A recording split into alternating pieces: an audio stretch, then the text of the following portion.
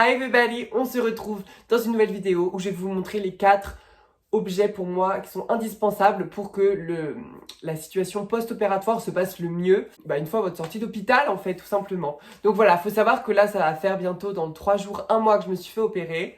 Ça passe tellement vite qu'on est en convalescence, vous vous rendez pas compte, il y a des petites phases de zombie, il y a des petites phases où on est en train de dormir.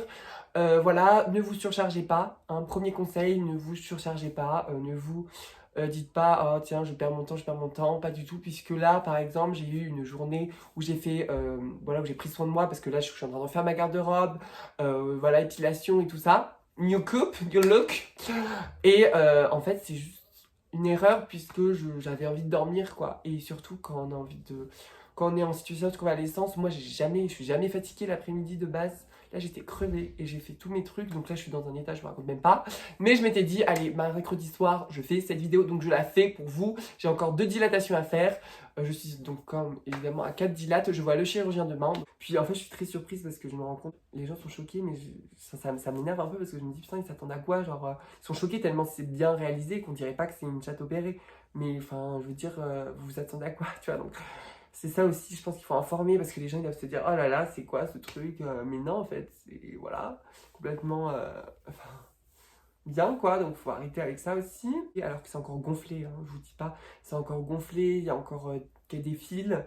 Des fois ça tire quand je reste debout trop longtemps, enfin quand par exemple je fais la vaisselle et tout, ça me tire. Donc dans la situation dans laquelle je suis, vous voyez, j'ai un peu de mal à vraiment rester bien droite, hein, avec mon vagin. Vraiment au bout de 3 semaines que j'ai pu retrouver un petit peu ma vie normale, même si du coup ce n'est pas le cas puisque je reprends pas entièrement mes activités, puisque j'ai quand même de la fatigue. Au niveau de mes tests hormonaux, ça je vous en parlerai dans une vidéo parce que ça c'est aussi un long sujet, ma testostérone a augmenté. C'est un truc de ouf, alors qu'on m'a on m'a coupé les testicules, ma testostérone a augmenté. Donc allez savoir, c'est pour ça que j'ai l'épilation, parce qu'il y a les poils, voilà. On est parti pour cette vidéo, let's go. Les virages, je les prends, je m'amortis dans le rivage. C'est glacé mais j'aime l'anti-âge. Naturel, j'en prends la graine, je sème. Vous allez peut-être rigoler, mais le premier objet dont je vais vous parler se trouve entre mes mains. Et non, ce n'est pas le réceptacle, le récipient de chez Disneyland Paris, voilà, hein. Non, c'est une substance qui est dedans. Une substance qui fait partie des 4 éléments, il s'agit de l'eau, tout à fait. Je vous jure que l'eau a été ma sauveuse. Pourquoi c'est féminin, l'eau? Pourquoi je dis sauveuse? L'eau, une eau, de l'eau. Oh, une eau? Non, je crois que c'est un... Oh, bref, bon. Vous voyez, depuis que j'ai changé de sexe, je nomme tout féminin, quoi. C'est un truc de ouf. Bref, super important puisque voilà, ça brûlait après 1 semaine après avoir été sortie de l'hôpital. Donc moi, je suis allée aux toilettes et donc ça me brûlait. Et en fait, j'ai bu énormément à ce moment-là. Et du coup, je faisais pipi énormément et ça me brûlait énormément. Mais je pense que ça a beaucoup aidé à évacuer tout ça. À chaque fois que je suis plus chez moi, je suis en manque d'eau tellement, genre quand je suis chez moi, je bois tout le temps. Enfin, je bois tout le temps un peu de gorgée. Je bois pas comme ça, hein, un excès, mais je bois toujours une gorgée toutes les 15 minutes en fait, donc forcément. Voilà, premier conseil qui est juste indispensable, et voilà, je vais commencer par ça. Donc c'est une bassine. Pourquoi une bassine? Puisque il y a tout d'abord des lavements à faire, avant et après. Ça dépend de chaque protocole. Chaque protocole est différent, hein, ne venez pas me demander c'est quoi le meilleur protocole. Je ne suis pas chirurgienne, merci, bonsoir. Et en fin de compte, je vais vous montrer surtout ce qu'il y a dedans, puisqu'on parlera après des lavements. Ça sera le deuxième objet. Là, c'est le premier objet qui regroupe des petits objets. Oupsie. Donc là, on est passé sur le deuxième objet. Donc là, nous avons en fait de la xylocaïne, si vous voulez. Donc je vais vous montrer ça de plus près. Donc vous voyez, en fait, j'ai démonté toutes les boîtes. Les boîtes, elles se trouvent juste là. Ici. Voilà. Donc elles sont ici, il me semble. Je vais vous décaler un peu. Oh ouais, putain. Voilà, ils sont là en fait. C'est celles qui sont plus à gauche. Et donc il faut savoir qu'en fait, ils contiennent que ça. Donc c'est des boîtes, des boîtes, des boîtes. J'en ai plein. Donc là, j'en ai eu moins 60. Puisque j'en utilise une pour chaque dilatation. Donc j'en utilise, on va dire, 5 par jour. 5-6 par jour. Normalement, il faudrait que j'en utilise 8. Au bout d'un moment, mon vagin n'est pas une fontaine au gel anesthésiant. Hein, vous voyez ce que je veux dire. Donc j'ai limité. Et puis j'aimerais bien passer rapidement à l'huile de coco. Puisque j'ai essayé et franchement, je trouve ça beaucoup plus sain pour le corps. Voilà. Bref, mais là pour l'instant je continue parce que je suis qu'à moi et puis il faut bien que j'utilise tout ce stock qui m'a fait chier. Mais là je vais arrêter d'en acheter parce que voilà. Deuxième conseil, très important, surtout la xylocaïne, faites quand vous avez votre stock là, faites comme moi. C'est-à-dire que mettez-le comme ça parce que je vous jure que ça prend une place. En plus il y a plein de déchets. Donc au moins comme ça vous avez hop. Donc je vais vous montrer comment ça se passe. Hop, hop, seringue dans la chatte. Comme ça, hop, enfin surtout sur les dilatateurs on va dire. C'est comme ça, après vous vissez et vous enlevez ça. Donc ça c'est la xylocaïne. Après donc ça c'est des compresses bien évidemment parce qu'à chaque fois du coup à la fin tu te retrouves avec plein de xylocaïne dans la chatte. Donc bien évidemment ce qu'il faut faire c'est mettre une compresse pour éviter que le gel se propage partout. Et puis de toute façon généralement on se met au-dessus d'une bassine pour faire ça. Mais moi je trouve ça tellement inconfortable que bon je mets des compresses ou sinon je mets des serviettes ou quoi. Voilà. Voilà. Donc, troisième objet, du coup, indispensable pour moi, pour une situation post-opératoire après une vaginoplastie, ce sont les fameux serviettes hygiéniques. Voilà.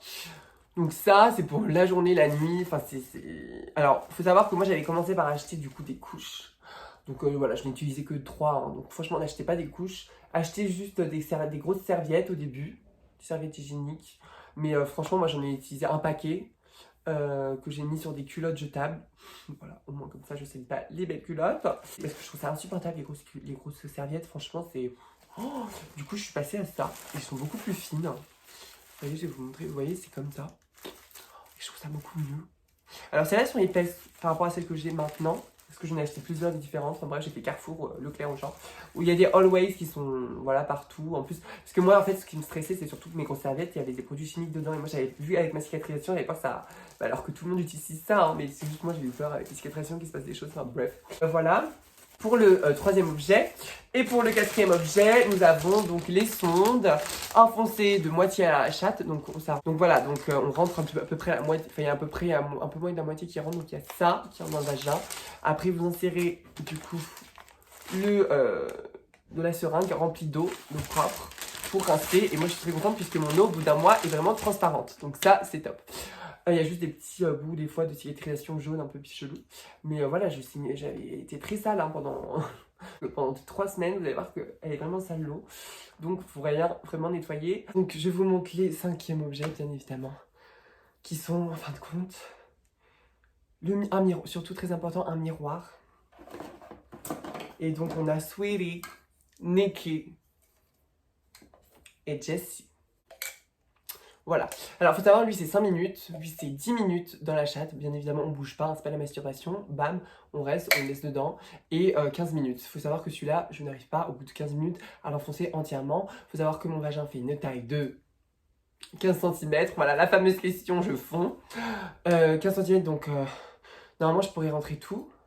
Mais en fait, il faut vraiment que j'attende 30 minutes. Donc, ça se rallonge. En fait, normalement, c'est 30 minutes en tout. Mais je le rallonge à 45 minutes, voire 1 heure, en fin de compte. Parce que je n'arrive pas facilement à l'enfoncer en entier. Il y a toujours 1 ou 2 cm que je n'arrive pas à enfoncer. Donc j'attends et puis ça arrive, ça va. Je vais être très patiente pour faire les dilates. Le socle. Et donc on a la fameuse bassine pour faire les lavements. Voilà, avec un miroir, c'est parfait, vous êtes équipé pour les dilatations. Voilà, j'espère que vous avez votre kit d'objets, puis vous avez normalement des entreprises qui travaillent avec l'hôpital pour vous fournir sondes, les compresses, très important ici. Je vous fais bientôt une vidéo où je réponds à toutes vos questions que vous m'avez posées sur Instagram. N'hésitez pas à me suivre sur Instagram. N'hésitez pas à me dire voilà, vos questions ici en commentaire, si vous préférez ce genre de coiffure ou si vous préférez mon côté un peu plus sauvage, on va dire, même si là ça fait un peu sauvage. Je fonds. Tu sais, je suis devenue une vieille influenceuse beauté là. Voilà, et puis n'hésitez pas à aller voir nouvelle composition, donc tournesol très florale, très légère. Voilà, me suivre sur les réseaux, à vous abonner. Merci énormément, vous vous rendez pas compte à quel point votre soutien m'a apporté pendant ces jours d'hospitalisation. Merci à vous, ça me touche énormément, je suis super émue, rien que de le dire. Et voilà, pour moi c'est juste énorme, voilà.